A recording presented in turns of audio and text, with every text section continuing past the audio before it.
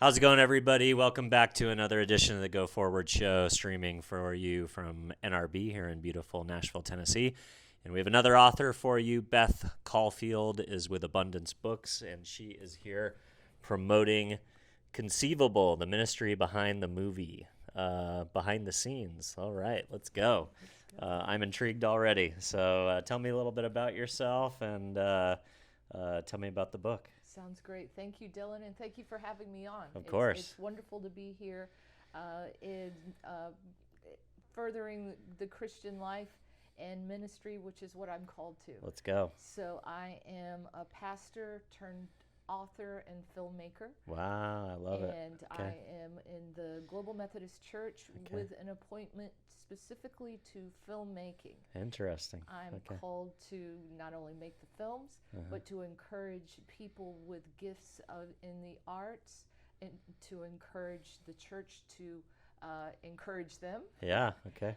And also to provide a place for people to get into it safely. Nice. My book is about that whole process with our first release, Conceivable. Nice. And we just this week signed a distribution deal with Hawk Hill Pictures. Okay. So Conceivable will be out in theaters hopefully very soon. Amazing. Let's go. And then the movie is all talked about how it came about, the actual director's cut of the script, and how to make a film in the faith world.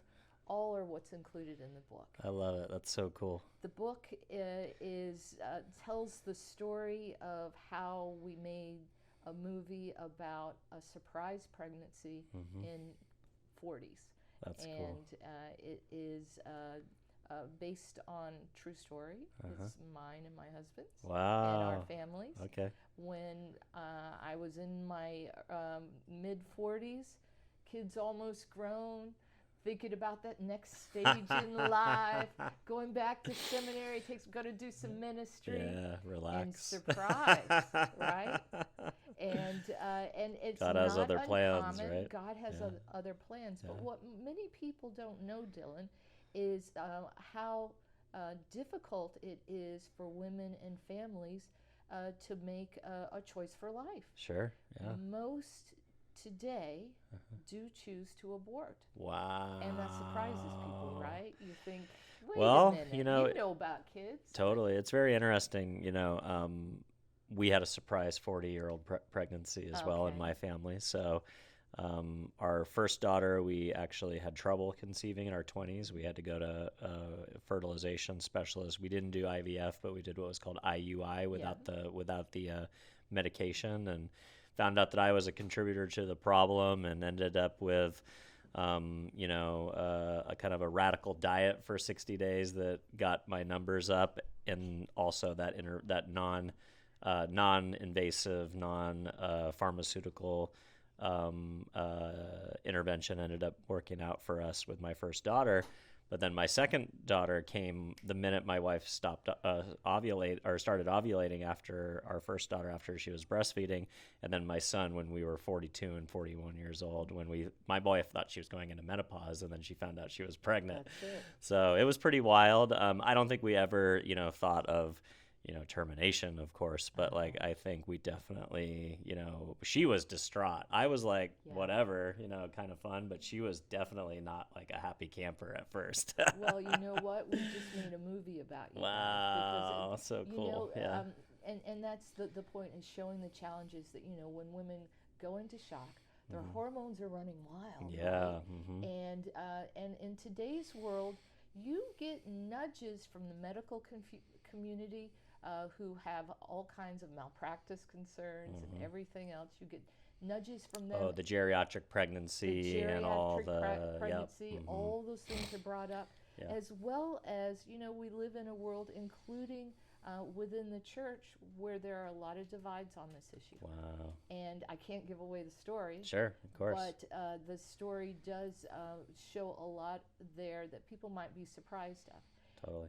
And the whole point of it is to just give this behind the scenes look of what that's like, foster some more compassion for what families go through, so that we in the Christian community and elsewhere can rethink how we handle them, and hopefully be more supportive so that it's not a difficult decision. Totally. And, one of the interesting things that happened is during that transition, we actually left our church because, we kind of were like super warriors in the service space. Like I was leading the men's business. Well, I was leading the business ministry at my church. My wife was involved in things. And when they found out she was pregnant, it was almost like, okay, like you need to go and be by yourself and prepare for this, time. And all my wife wanted was community, and all she wanted was, support and friends to deal with her postpartum. And instead everyone's like, oh, this is such a great time for you to be at home alone and nest. We're like, okay, so I guess we don't really have as many friends as we thought at this church. Well, and we ended up leaving and finding something else. So it's there's all sorts of dynamics, but I think the thing that's the most beautiful is I don't think my wife was prepared on how much she was going to enjoy being a mom of a boy, and it ended up being, obviously such an amazing journey. And now, I mean, we would never. I think my wife occasionally feels guilty because she had such a poor reaction to the initial news, but. She would never have it any other way, of course, at this point. That's another reason that I told the story, because I think that the more we can share stories like this to validate, there was nothing wrong with your wife. She was normal. Totally. And those feelings are normal. Yeah, she thought her life was about to restart again. She was going to go back to career, and we're going to get to travel and do all these things, right? But the bigger faith-based story to it is whenever life throws you a curveball, right? Whenever you can't see God's path, seek Him, and He will make your path straight. And having a community that helps you do that is so important. And I love hearing the story you just told, because this story shows someone who did get that community and got the help that she needed in the midst of all kinds of things, but also hopefully helping others think about how they can do a little better job when their friend surprises them with, guess what? I love it. Sometimes there's a better reaction than better you than me. Yeah, totally. Or why don't you go home and rest? Right. We'll see you later. We'll see you later. When you can help out in the nursery. Totally. All right, so let's talk about why film being the medium and why the church being the one that's to tell this story. I obviously think it's great. I think it's amazing. I'm a product of the Act One program. I was a screenwriter, went through the screenwriter track in my 20s and still stay active in that community. So Christian organizations helping equip Christians to be storytellers, especially in the traditional Hollywood system, is something that I think is super important. Every other community in Hollywood has a group and a way to come together and support each other, so why not us? But tell us a little bit about your journey from, kind of like finding that as a calling within your ministry, and, the church rising up to support you in that, and then, why this story being the first project that you guys wanted to tackle. Absolutely, and my answer to you is interesting in that it relates to your story, and it also is how God remembers our dreams and He fulfills them in His way and His plan. His timing, yeah. So before I ever was thinking about my faith very seriously, I wanted to write movies, and in my 20s after college. Even though I was in a business career, that was something in the back of my mind. And I actually did write a screenplay and couldn't sell it. Sure. Wasn't faith-based. Have looked back at it over the years and I'm like, oh, wow, I just wasn't ready, right? But what the Lord did have for me, and I did recognize as His calling, was going into the business world. I was in corporate Fortune 50 companies, Honeywell, International Paper, so forth, big ones.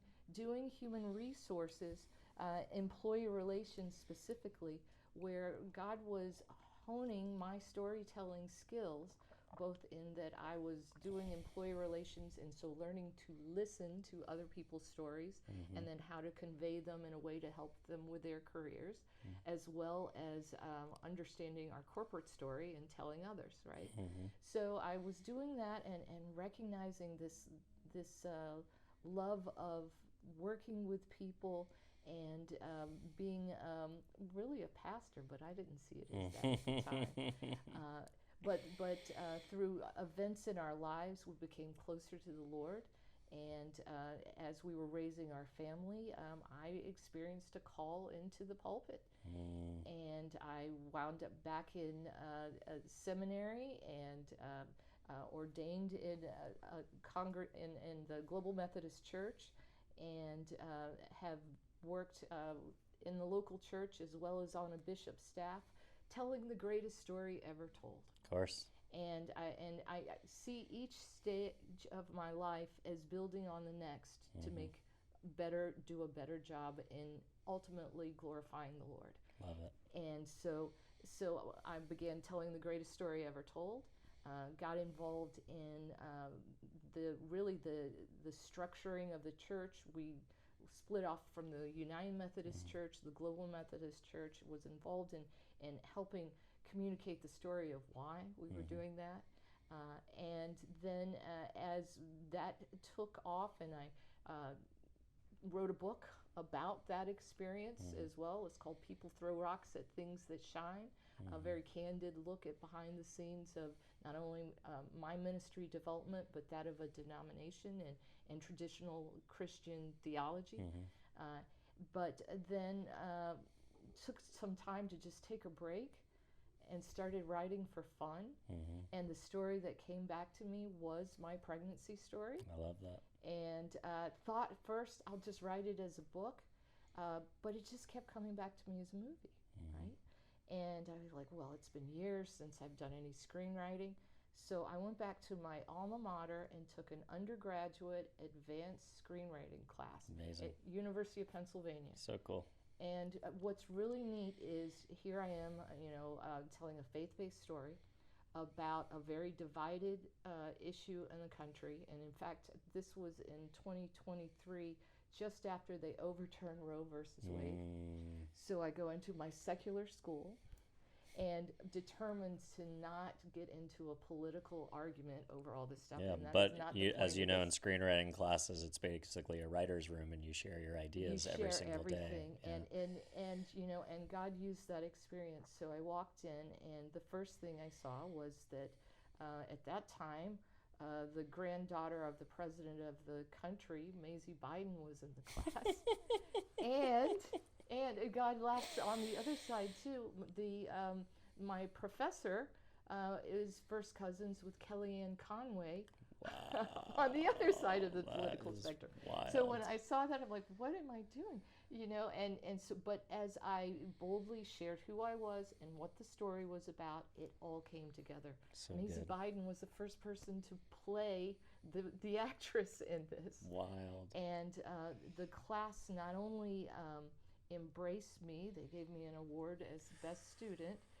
They listened to a perspective that you just don't get in a secular university. Yep. They were respectful of me, and just as importantly, they were very helpful for me in developing the Developing script. the characters and the script. These kids were put a new level of heart into it, and I mean, they're Ivy League students. God sent me to some of the best to help write this thing, and many of them are doing great things now themselves. I can imagine. What a cool process. It was, and I, from every step from then on, I have recognized if God takes it no further, it's already been an amazing ministry. Totally.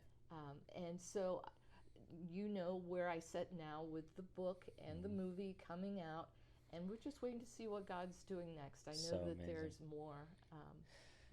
Well, look, we're here at NRB. Christian filmmaking and media production is at peak apex right now. You've got shows like The Chosen in the top 100 of the Apple iTunes store on a regular basis. Movies like Bonhoeffer that came out a few years ago, they're top 100. I mean, multiple top 100s.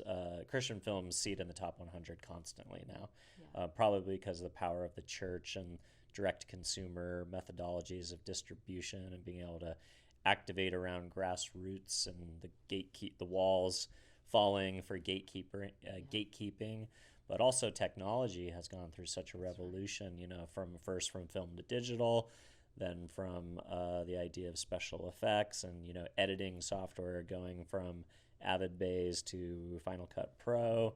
And then now we have the latest development, which is AI. That's right. So I wonder, did AI come into the equation at any part in the process? Have you used it as a writer, as either a creative co-pilot or a sounding board, or at minimum a way to organize, you know, your next steps once you finish a script and kind of go into the idea of pre-production? Yeah, it's a great question, and the timing of this project. So I started writing the script in really the fall of 2022, 23, and AI was not part of script development. As we got into the point of production of the film, we were enjoying the fact that you can get some beautiful coverage even rogue out of an iPhone, 4K, right? So you were able to do look what we're doing right now. Exactly. Yeah. Exactly. I used to lug around a whole DLSR kit to things Right. like this, and now I just bring my phone Now and you a just bring your pogo phone. stick. Yeah. So and seeing those developments in the sound, even lighting, as you said, technology really moving forward. I really didn't start encountering AI until we got to post-production. And at the point we were and where things were at that time, we were in the middle of some strikes in Hollywood, which would be and a lot of them having to do with the use of AI. Yep. We were not using AI, and we were very clear about not using it and being helpful. What would I do today? I think I still feel it very important to respect the integrity of all of the artists involved in filmmaking, but I also recognize the tools that AI can be used by the artist to enhance their trade. Yep. And that's across the board. Spectrum. You know, Post-production, pre-production, costumes, everything. Even people are afraid to say this, but I will never write something that's not my idea or not have my stamp on it. But to help me with the creative process, I'm not afraid to use those tools. It's when the tools use you that you run into problems. Yeah, that's a good point. You know, I think many describe it as a creative co-pilot, you know, someone that they can have a conversation with and ask questions of, and you know, you do have the canon of the world's knowledge at your fingertips as long as it's not hallucinating. That's right. So, you know, trust but verify, I think, Trust is but the verify idea. is very important on that. Yeah. I mean, it's and the tool, and it does amaze me how the tools develop really daily. Daily. Amazing. Well, I will be excited to see this film. Obviously, it struck a personal chord with me even just in our conversation. So can't wait to see it when it's released, either in theaters or on the big screen in my living room, as they say. If folks want to continue to follow along with how the film is progressing and get release dates, tickets, all the things, where would you like to send folks to learn more? ConceivableTheMovie.com. That's our website. You can join our community, sign up for our newsletter, as well as have opportunities to interact with some of our cast and so forth, as we're really creating a ministry around it. We have partners that are not only churches, but pregnancy centers. Another issue that we didn't talk about that has been stirred up through the film that I didn't even realize would be there is help for abortive folks. This stirs up thoughts about that. Of course. And when I first recognized that, I said we need to make sure we have support available to people. 100%. So we have wound up with some great relationships with groups like Save One, which are people who are post-abortive but have been set free by Christ. They lead Bible studies around the world. And obviously not in a judgmental way, because they've been there themselves. And their focus is on, hey, you may or may not regret your abortion, but you have been through trauma. We're here to help you see through that. Yeah, whether you know it or not. That's right. Yeah, that's great. That's amazing ministry. It's pretty cool, all the different things that can pop up together. from connecting. It's not just a film. It's a it's a movement, it's a ministry, it becomes a lot of different things along the way. So, That's well, it. congratulations. Thanks Thank so you much for so spending much, some Dylan. time.